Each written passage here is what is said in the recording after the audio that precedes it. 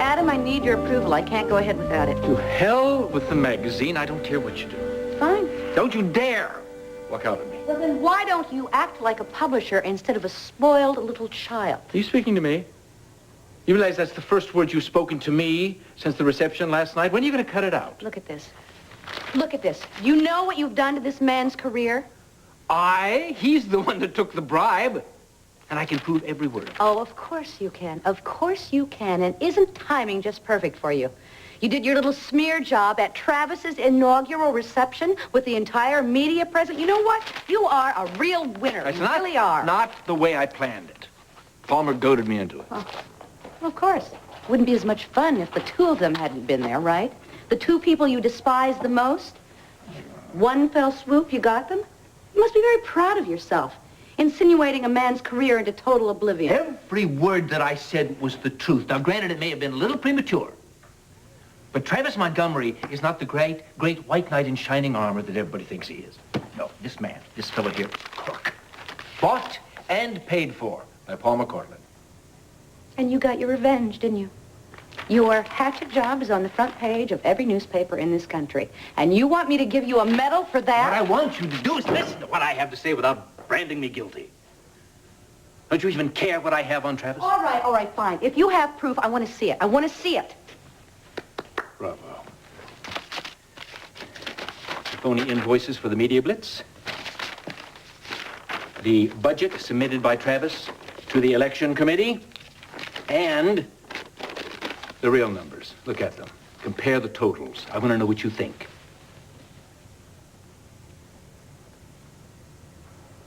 Now, if that isn't illegal and immoral, I don't know what is.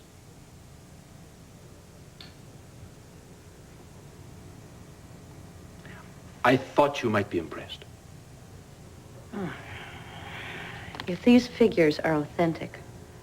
They are, Brooke. Well, Travis is into it up to his neck.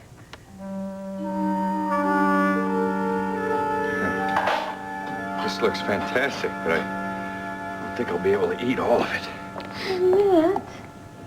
What'd you do, put Myra to work, eh? No. Actually, Myra left at about dawn this morning. Can you drink some coffee? Sure. How come? Well, I think she had the idea that we might want to spend a little bit of time alone together. Your grandma. She's my kind of lady. Yeah. She also wanted to hurry back to Pine Valley and tell Bobby that his mom and his new daddy are back together again and they're coming home soon. Yeah, I like that. Being called his dad. Well, you are his dad now. Well, he loves playing football with you and wrestling with you. He is just going to be absolutely thrilled that you're going to be back. I'm thrilled that you took me back. I didn't know if you would take me back. Hey, is there any doubt? Yeah, of course there was. I'd go looking for you, and I didn't know how you were going to react when you finally saw me again. I was such a fool for pushing you away like that.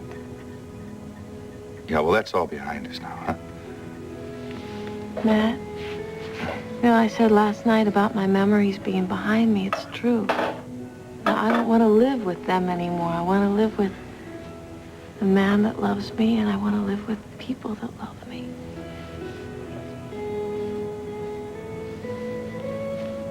Are you all right? Yeah, sure, I'm fine. Something wrong? No, it's just, twinges, you know, it just once in a while kicks up. I knew it. I just knew it. Come on, you were going to get right back in bed, Matthew. Hey, wait a minute. I'm not going back to bed unless you come with me. Sweet man. I want you well enough so we can go home for Christmas. Yeah, well, there's still time. No, we don't have that much time. We have to go home, we have to get a tree, and then we have to trim it, and then you have to put together that special little something that you got Bobby. And then I want to have a welcome home party for you. Oh, Matthew, our own house with Christmas. Wouldn't that be wonderful? Or maybe next year. Maybe next year we can have our own little addition to the family. Nina, don't, huh? What? Hey, I just think you ought to cool it for a while, huh?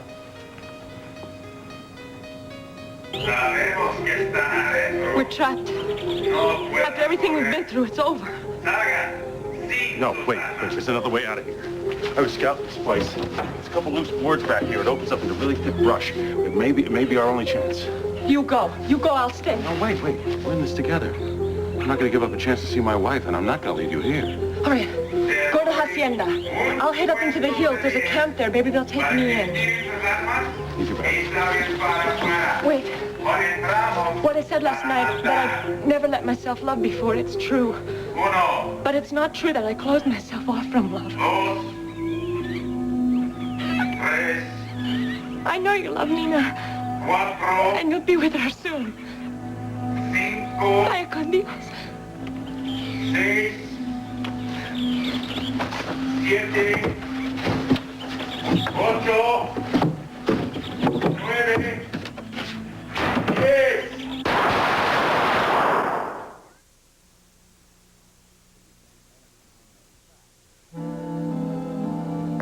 What's wrong? You don't tell me nothing. You were always there when I needed someone to talk to. You think it's silly? I will not. I promise. Now tell me. Is it Father? Has he done something to hurt you? No. It's Cindy. What did she do? She's the sweetest, kindest person I ever met. No, it's me. It's me. I must have done something awful. I just wish I knew what it was. What happened? Well, after I did what I did, and then she got real mad and asked me to leave. Leave where? Start at the beginning. I took him a tree, see.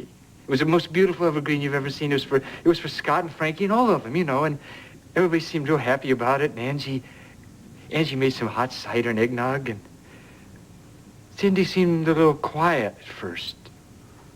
And so I tried to sort of jolly her out of it, you know? And she was sort of warming up, and then I took a drink out of my eggnog, and she screamed at me to stop. And it made me so nervous that I dropped the eggnog and spilled it and made a terrible mess. And then I asked her what was the matter, and she said she had a cold, she didn't feel very good, and she wanted me to leave, and they didn't need me to help them trim a tree.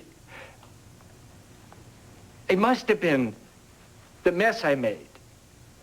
I mean, but Angie didn't seem to care. Well, I wouldn't worry about it too much, Uncle Stuart. I do worry about it. I love her. I called to see what was wrong, and Angie answered and said that Cindy wasn't there, but I think she was there. I think she just didn't want to talk to me. Uncle I'd rather die than do anything to hurt Cindy. Uncle Stuart, if she doesn't appreciate you, then you shouldn't even bother with her. I gotta bother with her. Because I'm miserable without her.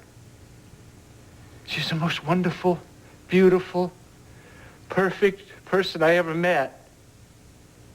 And I think I'd rather be dead. If I lose her, I'd rather be dead. I really would. Oh, don't say that.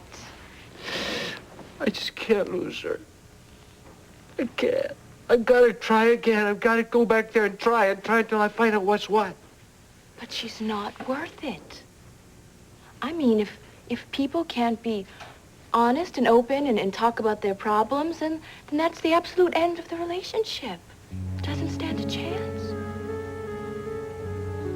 I couldn't agree more.